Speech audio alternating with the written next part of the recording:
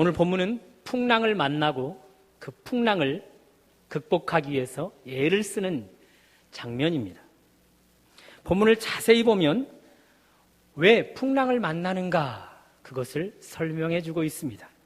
또한 풍랑을 만났을 때 심히 애써야 하는 것이 무엇인지도 오늘 본문이 기록해 주고 있습니다. 말씀을 듣는 가운데 그 질문에 대한 답을 찾아가시면서 우리의 예씀이 성경적인 예씀이 되어지기를 주님의 이름으로 축원합니다. 풍랑을 만나게 된 원인은 먼저 두 가지로 나타나는데요. 첫 번째, 하나님의 뜻을 거슬러 행할 때 풍랑을 만나게 됩니다. 오늘 보면 13절에서 15절까지를 보시면 배에 오른 자들이 바람이 순하게 불자 출항을 시작합니다. 그들은 순풍을 기대하면서 항해를 시작했습니다. 그러나 얼마 못 되어 유라굴로라는 큰 광풍을 만나게 되죠.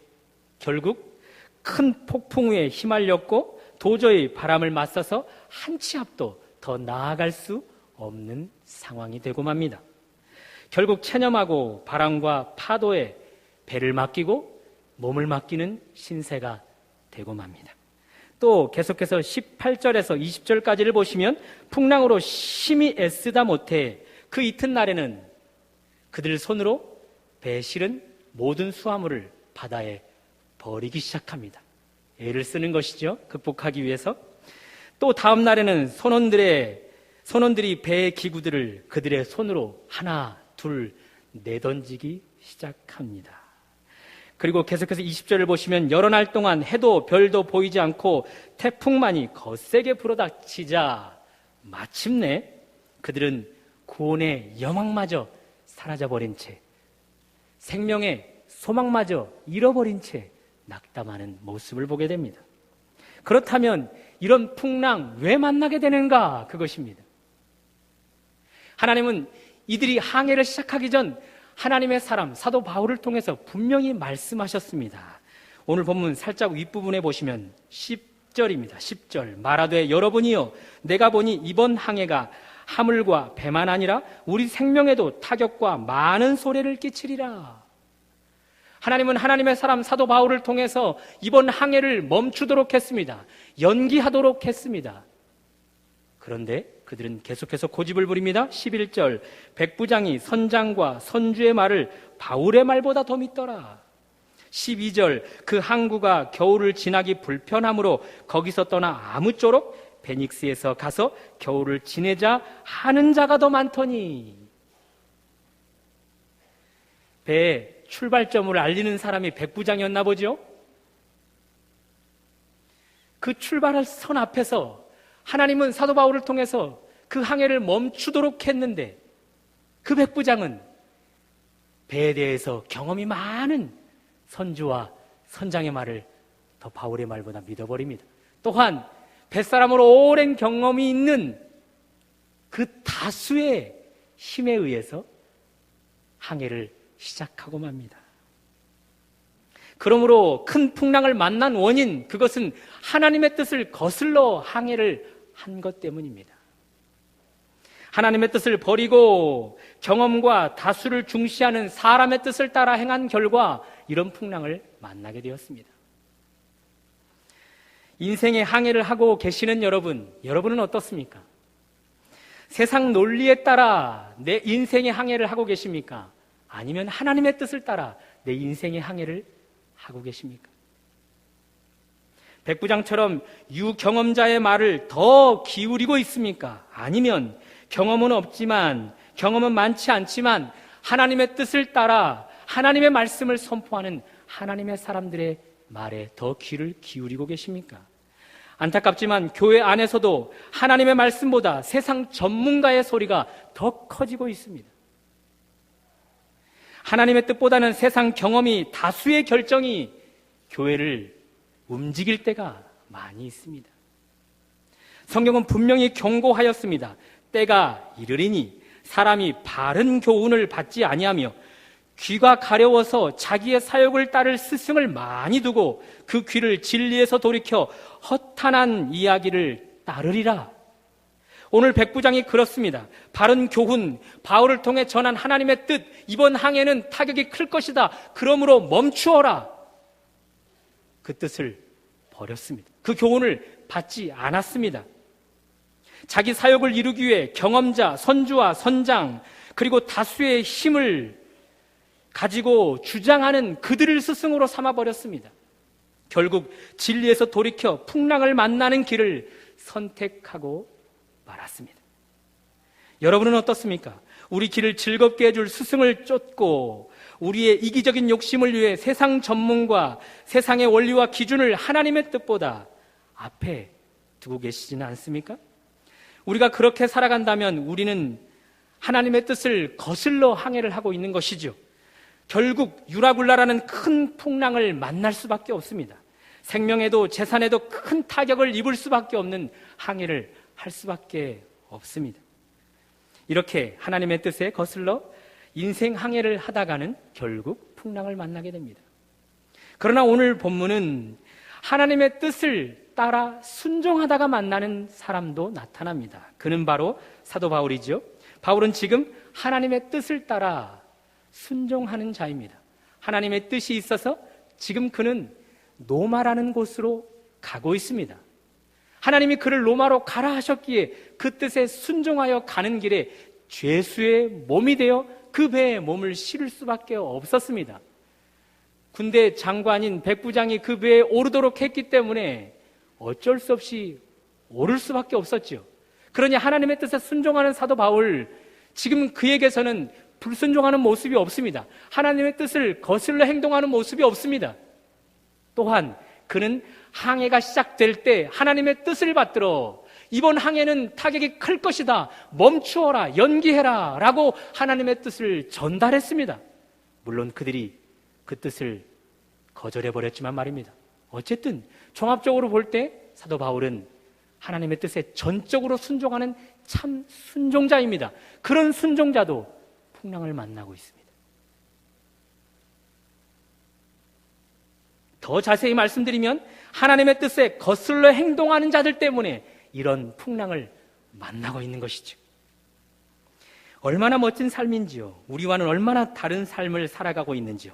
사랑하는 여러분, 귀향에 우리가 폭풍우를 만난다면 하나님의 뜻을 거슬러서 만나는 폭풍우가 아니라 하나님의 뜻에 순종하여 만나는 폭풍우를 만날 수 있기를 바랍니다. 귀향의 폭풍우를 만난다면 말입니다.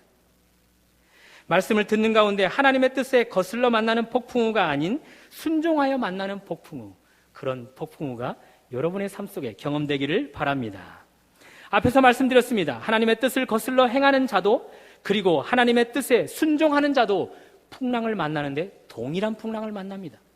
사도 바울도 하나님의 뜻을 거슬러 행하고 있는 모든 배 위에 있는 사람들도 풍랑을 만나는데 동일한 풍랑입니다. 그러나 대처하는 행동과 결과는 완전히 다릅니다. 각각 풍랑으로 심히 애쓰는 것을 이제 살펴보도록 하겠습니다. 첫 번째, 하나님의 뜻과 반대로 행하던 자들은 폭풍으로 심히 애를 쓰는데요. 18절입니다. 우리가 풍랑으로 심히 애쓰다가 이들은 하나님의 뜻을 거슬러 항해를 하고 있는 자들이죠. 그들은 심히 애쓰고 있습니다. 배를 지키기 위해서 심히 애쓰고 있습니다. 배에 실은 그 화물들을 지키기 위해서 심히 애쓰고 있습니다. 군인들은 죄수들을 책임져야 하기 때문에 그들을 지키기 위해서 심히 애를 쓰고 있습니다. 그런데 이들이 공통으로 다 심히 애쓰는 것이 있는데 무엇입니까? 그것은 자기 생명을 지키기 위한 심히 애씀입니다.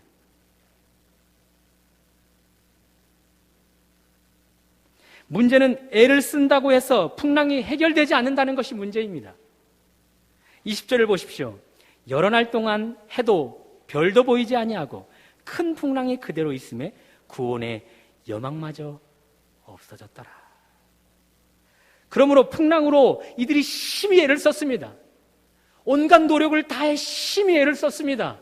그런데 그 심히 애쓴 결과는 무엇입니까? Nothing, 아무것도 없습니다. 결과는 죽음만 남겨놓은 자리에 서 있을 수밖에 없습니다. 죽음으로만 그 풍랑은 끝이 날 수밖에 없습니다.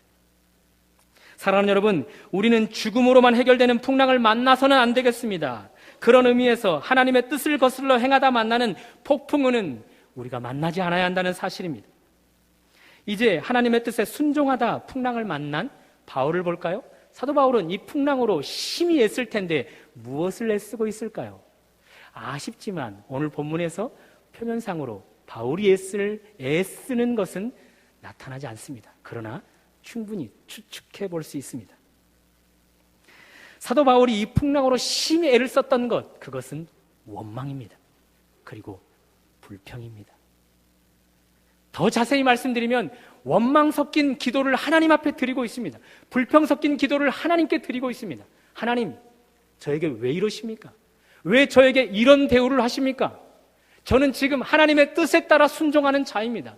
지금까지도 하나님의 뜻에 따라 순종했고 지금도 하나님의 뜻에 따라 노마로 가기 위해서 이 배에 몸을 실었습니다.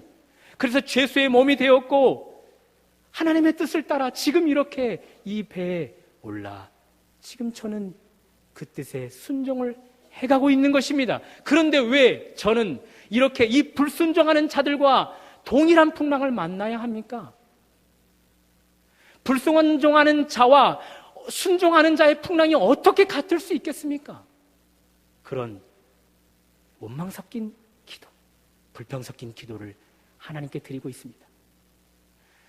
여러분들 중에 어떤 분들은 그래도 사도 바울인데 설마 그런 생각을 하고 계시지 않습니까? 사도 바울의 지금 심정을 정확하게 표현해 준 단어가 있는데요. 24절입니다. 하나님이 말씀하십니다. 24절, 바울아 두려워하지 말라. 두려워하지 말라.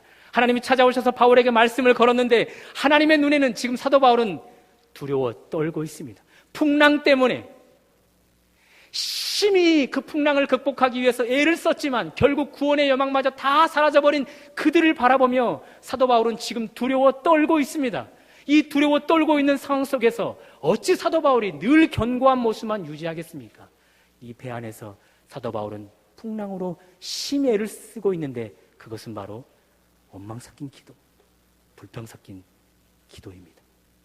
또한 사도 바울이 지금 이 풍랑으로 심히 애쓰는 것은 정죄하는 모습입니다.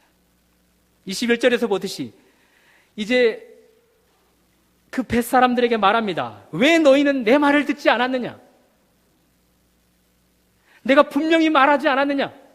이번 항해는 큰 타격을 있을 것이다. 배뿐만 아니라 생명에도 큰 손해를 입을 것이다. 그러므로 멈추어야 한다. 왜 내가 그렇게 하나님의 뜻을 분명하게 말하였는데 내 뜻에, 하나님의 뜻에 순종하지 않고 왜 이렇게 풍랑을 자청하게 되었는가?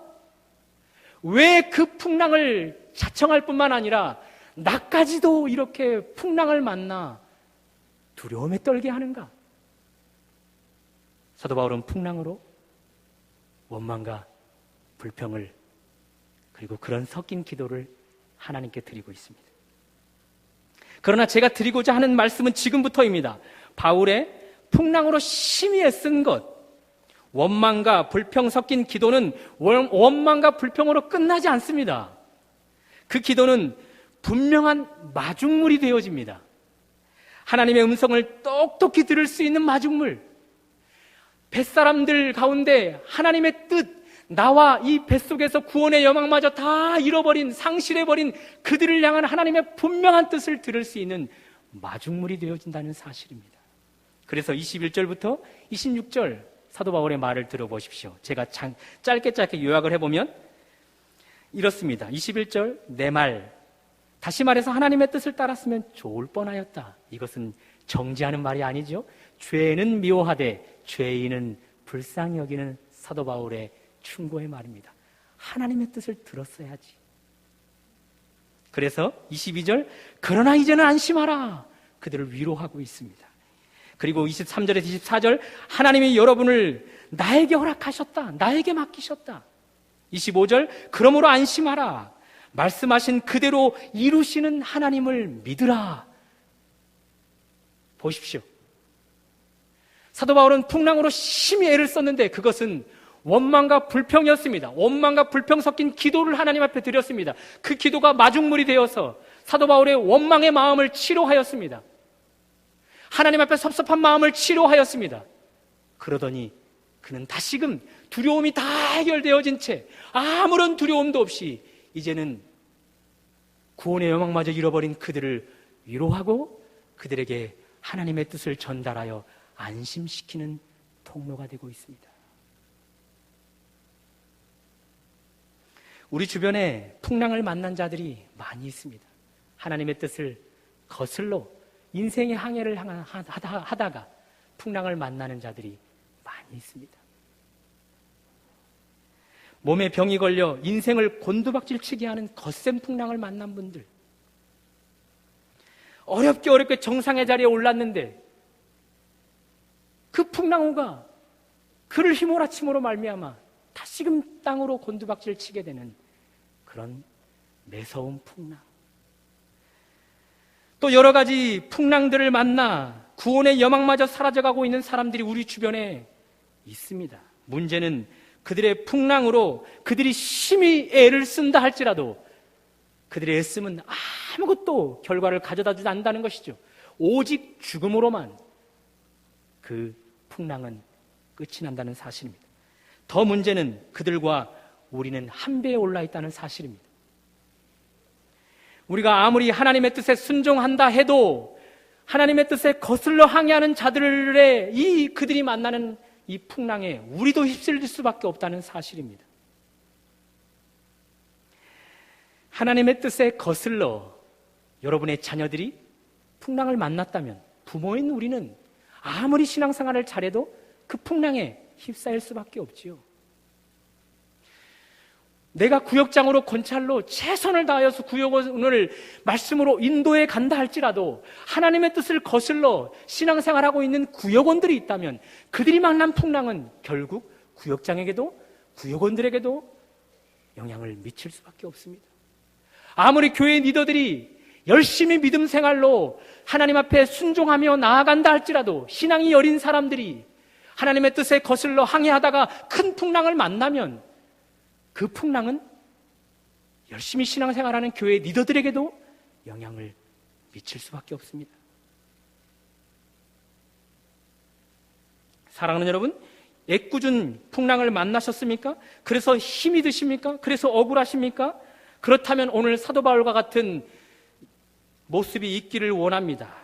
풍랑으로 심히 애를 쓸 수 있기를 바랍니다. 먼저 내가 순종하여 풍랑을 만났다 할지라도 그 풍랑은 애꿎은 풍랑이라 할지라도 나로 인해 풍랑을 만나게 한 그분들을 위해 이제 여러분은 원망을 하십시오. 마음껏 불평을 하십시오. 그러나 사람에게가 아니죠. 하나님에게입니다. 우리가 하나님 앞에 우리의 원망, 섭섭함을 마음껏 기도하면 그 기도가 결국은 마중물이 될 것입니다. 섭섭함을 치료하는 마중물, 우리의 원망 섞인 마음을 치료하는 그런 마중물이 될 것입니다. 그 결과 사도 바울처럼 사람들을 위로하고 사람들에게 죄를 깨닫게 하지만 죄인을 불쌍히 여기는 마음으로 그들을 교훈하여 결국은 그들의 생명을 안심시키고 책임져주는 그런 인생으로 살아갈 수 있기를 주님의 이름으로 축원합니다. 계속해서 풍랑으로 심히 애쓸 때 오늘 성경은 심히 애쓰는 자에게 그들의 생명이 하나로 결속되어짐을 말씀해주고 있습니다. 오늘 보면 25절을 다시 한번 보시면 그러므로 여러분이요 24절입니다. 바울아 두려워하지 말라. 내가 가이사 앞에 서야 하겠고 또 하나님께서 너와 함께 항해하는 자를 다 내게 주셨다. 사도 바울에게 다 주셨답니다. 사람들을 사도 바울에게 주셨답니다. 사도 바울의 것이 되었습니다. 사도 바울이 책임져야 할 인생들 생명이 되었습니다. 사도 바울 손에 그들의 생명이 놓여 있습니다. 여차여차해서 이제 본문이 조금 넘어가는데요. 사공들이 자기들만 목숨을 건지기 위해서 달아나려고 합니다. 그때 사도 바울의 이야기를 들어보십시오. 31절입니다. 바울이 백부장과 군인들에게 이르되 이 사람들이 배에 있지 아니하면 너희가 구원을 얻지 못하리라. 무슨 말입니까? 하나로 결속되었습니다. 생명이 하나로 결속되었습니다. 그러므로 사공들이 이 배에 머물러 있지 않고 살아남기 위해서 달아나 버리면 배에 남아있는 자들은 다 죽게 된다는 사실입니다. 달아난 자들만 죽는 것이 아니라 배에 남아있는 자들도 죽게 됩니다. 왜요? 생명이 하나로 결속되었기 때문에 말입니다. 지금 하나님은 사도 바울이 풍랑으로 심히 애를 쓸 때 처음에는 원망 섞인 기도로, 불평 섞인 기도로 기도를 했지만 그것이 결국 마중물이 되어서 그의 마음이 치료되어지고 그 영혼들을 안심시키고 책임지는 자가 되어질 때 하나님은 사도 바울과 그들의 생명을 결속시켜 주셨습니다. 하나로 말입니다. 하나로. 그러니 사도 바울이 살면 그들은 사는 것입니다. 사도 바울이 죽으면 그들은 죽는 것입니다. 사도 바울이 아무리 산다고 노력해도, 살려고 노력해도 그들이 죽어버리면 사도 바울은 죽게 되는 것이죠. 생명이 하나로 결속되어 있기 때문에 말입니다. 이렇게 풍랑으로 심히 애를 쓸 때 하나님은 우리를 더 큰 경지로 이끌어 가십니다. 그것은 하나됨을 이루게 하십니다. 사랑하는 여러분, 하나님은 여러분과 저를 하나 되게 하셨습니다. 하나 되게 하셨습니다. 여러분과 제가 과거 하나님의 뜻이 분명히 있는데 그 뜻을 거슬러 인생의 항해를 시작할 때 그 결과 유라굴라라는 큰 풍랑을 만나 구원의 여망마저 살 소망마저 다 잃어버리고 자포자기하고 있을 때 하나님은 그 아들 예수 그리스도를 우리 인생의 배에 허락하셨습니다. 그분이 애꿎은 풍랑, 우리로 인한 풍랑을 만나 심히 애를 쓸 수밖에 없었습니다. 십자가에서 물과 피를 다 쏟으시는 심히 애쓰는 애씀을 우리 주님이 당하셔야만 했습니다. 그 결과 주님과 우리의 생명은 공동체, 하나된 공동체로 한 몸으로 엮인 결속된 존재가 되었습니다. 그러니 이제 내 가족만 생명으로 연결되어 있지 않습니다. 내 자녀들이 아파할 때 그것만 아파하는 성도들이 되어서는 안 되죠. 이제는 내 구역원 가운데 연약하여 하나님의 뜻을 거슬러 인생의 항해를 하여 풍랑을 만나 구원의 여망마저 다 사라져버린 그 영혼이 있다면 그 영혼 때문에 우리가 아파해야 합니다. 왜 그렇습니까? 그 영혼이 죽으면 생명과 생명이 연결되어 있기 때문에, 그 영혼이 죽으면 내가 죽기 때문에 그렇습니다. 구역장님, 권찰님, 오늘 구역 예배를 종강을 합니다. 한 해 동안 잃어버린 구역원들을 찾기 위해서 얼마나 애를 쓰셨습니까? 구역 예배 나오는 분들은 잘 섬기셨지만 나오지 않는 분들을 향한 마음은 어떠하셨습니까? 그들과 나의 생명이 결속되어 있는데, 하나로 결속되어 있는데, 잃어버리면, 놓쳐버리면 풍랑으로 구원의 여망마저 잃어버린 그 영혼을 내가 찾아가서 어루만지고 위로하고 살려내지 않으면 나도 같이 죽는 것인데,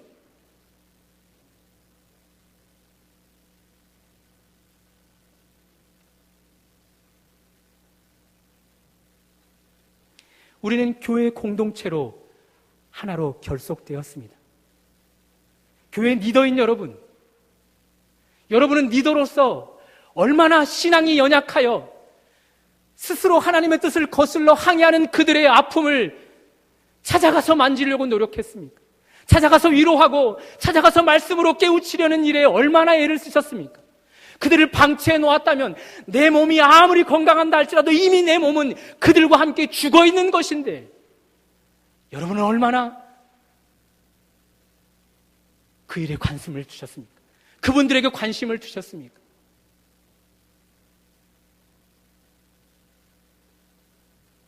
오늘 사도 바울은 애꿎은 풍랑을 만났습니다. 하나님의 뜻에 순종하다가 그 뜻을 거슬러 살아가는 자들과 함께 있었다는 이유만으로 풍랑을 만났습니다.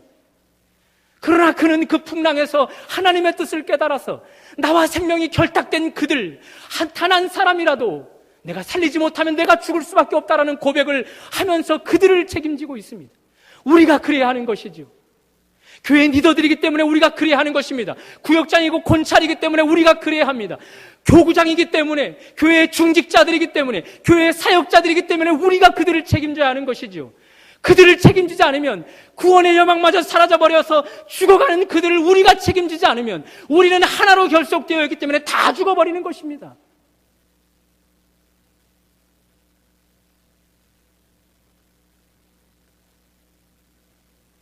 구역원 가운데 나를 애꿎은 풍랑을 만나게 하는 분들이 있습니까? 그래서 믿고, 그래서 싫습니까? 그것 하나님께 가지고 가서 풍랑으로 심히 애를 쓰는 사도 바울처럼 하나님 앞에 기도하십시오. 그 기도가 마중물이 되어서 여러분의 마음을 치료하실 것입니다. 여러분의 마음을 치료해서 그 영혼을 책임지는 하나님의 사람이 되게 할 것입니다. 교인들로 마음 아파하시는 중직자 여러분, 리더들인 여러분,